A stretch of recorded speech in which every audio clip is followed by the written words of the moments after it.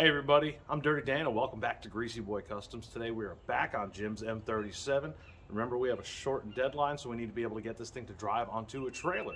So today we're going to move forward with getting the sending unit in the fuel tank for the fuel level, and we're also going to go ahead and run the fuel lines, plumb it up, finish our wiring, and get this thing ready to fire. Let's get started. Any of you that watched the video on the previous M37 already know that the sending units that we use, the aftermarket ones, are already the same bolt pattern that's in the fuel tank. So you simply have to remove the old sending unit and install your new one and adjust it to the correct length. Also, I've never seen a fuel sending unit that operates like that until I worked on these, where it's actually got a gear-to-gear drive to adjust it and turn that rod. That's pretty neat. I've never seen that before. Things have changed. I shaved. Still just as ugly though. And now this thing runs. But I gotta show you something really cool first. The new light switch came in all the way from Greece. Look at that. Even came packed with European advertising. See, look at euros. Look at that. All right. Here it is. In all its glory. Works. It smells absolutely awful.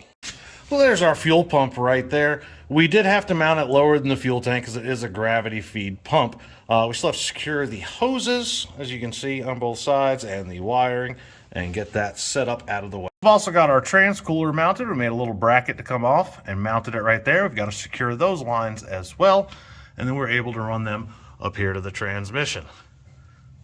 Look at that. All that wiring. We still got some to finish up in here. We've got to secure and tape up our connector for the ECM. The ECM, we opted to mount it right here, made a little bracket to mount it under the glove box. Again, our fuse panel is over here, passenger side kick panel, and these are all lighting wires. We'll secure those. There's the gauge cluster all mounted, if you didn't see that before. All bolted in, ready to go, and of course our light switch will go in that hole right there.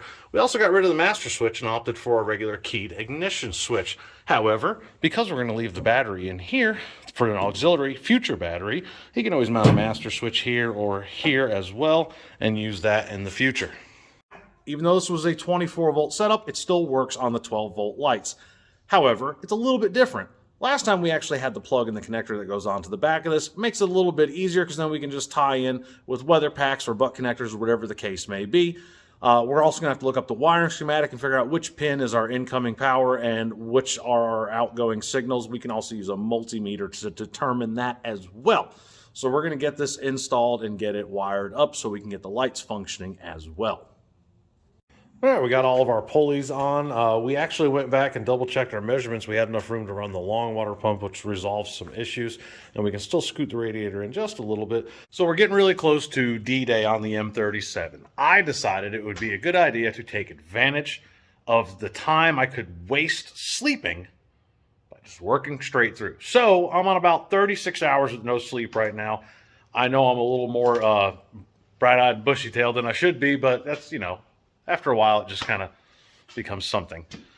So it runs. It backed out under its own power, and everything seems to be working okay. We did get the wiring tied up inside. The wiring is all run to the front. The engine is wired up. All the wiring is secured to the back. We're going to get the front fenders on, and we're going to get the radiator bolted down permanently in place. Here's a nice shot of our aftermath of wiring and fabricating. That's looks way worse than it is. It's probably just me.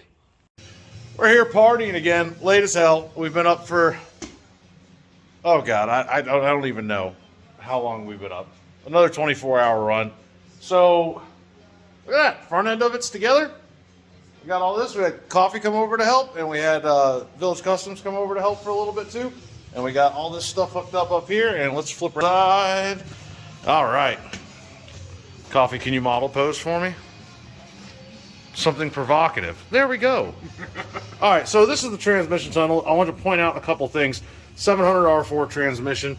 We had to patch the original shifter hole and make a new hole, and then we also had to reconstruct all of this. We had to slide this over almost an inch, so we had to make a whole new piece to get all that to fit. But once it's painted, it'll look pretty stock. We also got a throttle pedal in over there, and we've just got to put the lower panel in. The gauge lights are working. The power to the taillights is working. We don't have the front headlights with us, The owner is going to take care of that on his own, but we've run the wires and put them in position, and everything's going pretty well.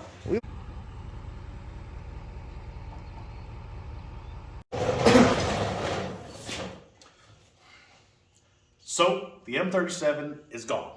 Now, unfortunately, due to the circumstances, I really didn't have time to dedicate to take out to film because we were already so incredibly far behind on delivering the product that we really needed to focus on doing it. I was very fortunate to have some last minute help from Chris Coffey as well as Josh from Village Customs. It's really amazing to have friends come in at the last minute and save your ass, no questions asked, just to come in and work. And it was a really amazing thing that happened. Now, let's talk about the goods and the bads of this. Did we accomplish the fact that the truck could drive onto a trailer under its own power? Yes. Did we fail? Absolutely. We absolutely failed, and I am not afraid to admit that it was a failure.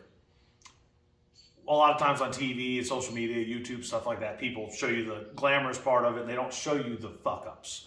I've been pretty good about trying to show you guys the fuck-ups because it's real. This truck should have been done months and months ago, but due to me, poor scheduling and not putting customers in the right order to get things done, I fucked up. So unfortunately, the product, while it did drive onto the trailer, was nowhere near complete. There's still some wiring that needed to be done with the lighting. The exhaust was not complete. There were still some panels and stuff that needed to be finished, and definitely not how I wanted it to leave, but unfortunately, due to time restraints, it had to leave then, and it had to go, and it had to function enough to do that. So all in all, yes, the truck ran. Did I fail my customer? Absolutely. I absolutely did. I could have done way better, and I'm going to take those things and try to turn them into a positive and make sure this doesn't happen again. It was absolutely my fault. I should have done my planning better. I should have held myself more accountable, and I did not. And this is what happens. So now that most of my backlog is out, I'm going to continue moving forward, doing my work, and strive to improve and do better. And I think that's important. And I'm not afraid to admit my faults. And the customer was beyond patient and understanding, more so than a lot of customers could be. And I've been really fortunate to have a steady stream of fantastic customers, which makes this a whole lot easier to do, especially with the learning curve of doing it all on my own and not having help all the time or somebody to hold me accountable. I have to hold myself accountable. So we're out of M37s for now. I don't see any coming in anytime in the future, and we have more than enough work to keep busy. So we're going to keep moving forward. We're going to work our asses off still and handle our scheduling better and our customer communication better as well. Until next time, happy hot rodding.